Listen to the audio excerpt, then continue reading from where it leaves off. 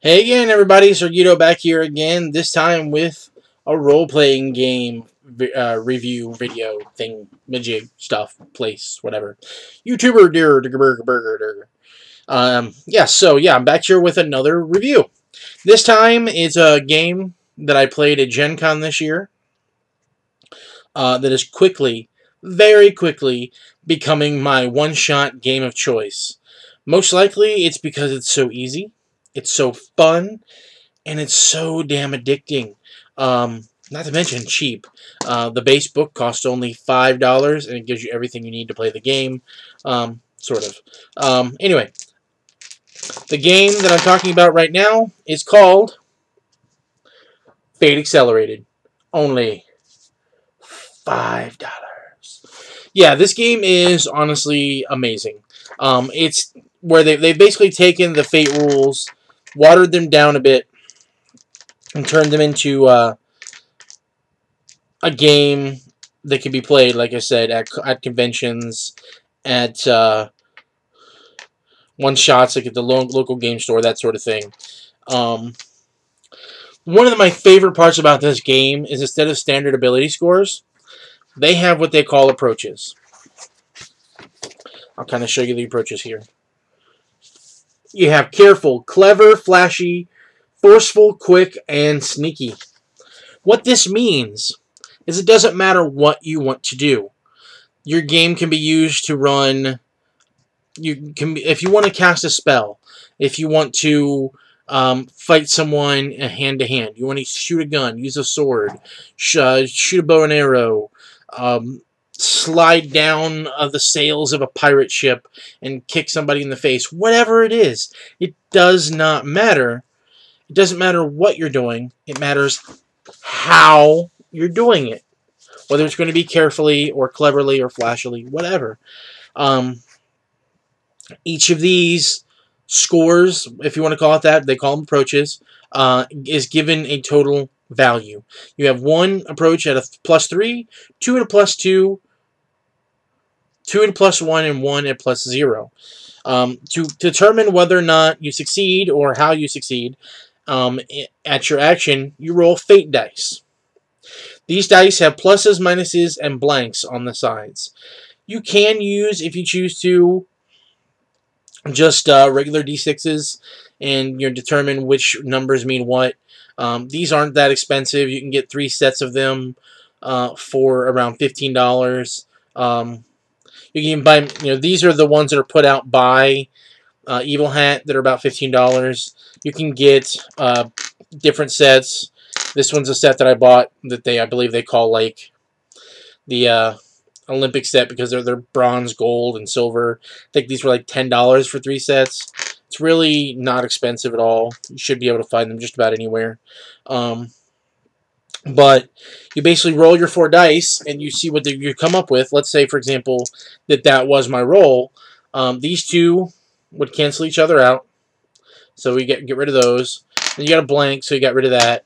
So now you're left with a single plus. Let's say my character that I'm running, whoever it is very clever, so he has a +3 in clever. Whatever the action that I'm choosing to make, I petition basically the GM to say, this is a clever way to do it, don't you think? The GM will either agree or not and tell me what approach is governing the action I'm attempting. If he agrees and does say it's clever, then I take this plus and add it to my +3 from clever, and I have a total of 4 for that action. And then based on, either the latter, which is on this sheet here, which you can sort of kind of see, not very well, but it can tell you how well you succeeded on just a standard action. In this case, a +4 is a great outcome. So he can then tell me, how I succeeded in terms of that great outcome. There are also different outcomes in terms of whether you fail or not. So if he sets the difficulty for my action at, say, good, which is a +3, then that means I succeeded with 1 shift, 1 extra above the goal. According to the outcome chart, that's just a success. There's no cost. I just succeed outright. If he had set it at superb, however, or sorry, at great, and I rolled great, then that means I succeed, but there's a small cost. So, for example, let's say that I was trying to trip someone that was coming after us by tying back a branch and sort of setting a snare. Kind of a clever way to do things, I guess. They step in. I roll my dice, get the 4. That was the difficulty. The snare snaps open and trips the guy, but the minor cost might be that the crossbow that he had in his hand as he was chasing us went off, and it shoots someone, just grazes them maybe. Something like that is a great example. And then if he had set it at great, or maybe set it at superb, which is a +5, and I only rolled a +4, then that means I outright failed. But there's a possibility that I could still succeed, but with a major cost. That's one of the great things I love about this game, is there is a possibility that even if you fail, you succeed. So maybe that snare did go off, tripped the guy to keep him from chasing after us. He falls, the crossbow goes off, and it shoots me in the chest. And I take major damage from that. That's a very good possibility. It's a great major cost. I'm still alive, still succeeded in my action, but I took a major cost in the process. This game also has oh shoot, why did I just draw a blank there? It also has aspects. That's what I was looking for in the game, which is similar to standard Fate Core. You see the aspects over here. Aspects are sort of small descriptors for your character. I'm going to flip open here to one of their example characters. Let's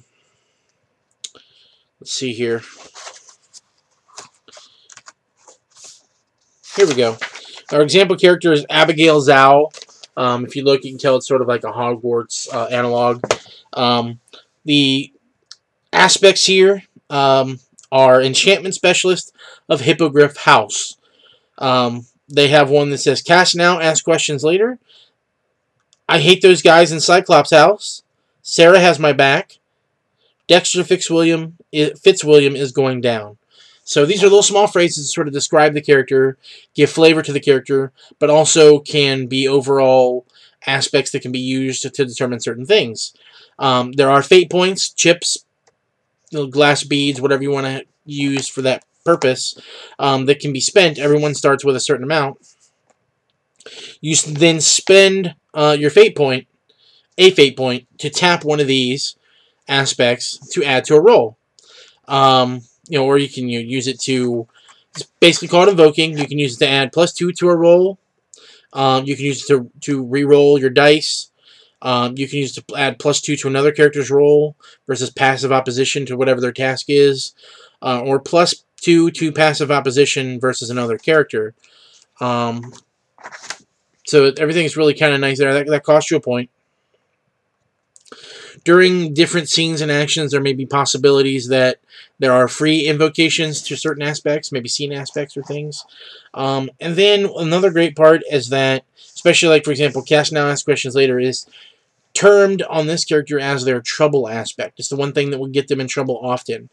There's a possibility then that I, as say I'm running a game, I as a GM, can sort of dangle a treat in front of you and say, hey, listen, I will give you something extra if you let me use that to make you do this thing. Here's a fate point if you do that. So that's really awesome about this game. Yeah, honestly, this game is very simple. As you can see, it's very thin. It's only, what, how many pages? I don't even know. 43 pages. 43 pages including the sample characters, sample bad guys, things like that. 43 pages, $5. Fate Accelerated from Evil Hat Games, Evil Hat Productions at evilhat.com. You can order it on there. You can get it on Amazon. I would really very much prefer it if you got it at your friendly local game store, because friendly local game stores are dying, and those are great places to play, great places to meet other gamers, and to sort of just have a good time. So I would really prefer it if you buy it at your friendly local game store, but if you don't have one and you have to order it online, that's where you would do it at. If you have an idea for a game that you're not sure what game system to run it in, there you go. Simple enough. I have run a Harry Potter game where I set everything in the United States. All the players were playing adult wizards who were aurors, chasing after dark wizards. I've played Gummy Bears from the cartoon. I've run that in this system. I ran a steampunk version of the Supernatural TV show in this system. I have played Avatar: The Last Airbender in this system. I have seen so many things played, run, etc. in this system. It really works. It's really good. It's really simple. It's really worth your time and attention. So check it out. Fate Accelerated. See you next time.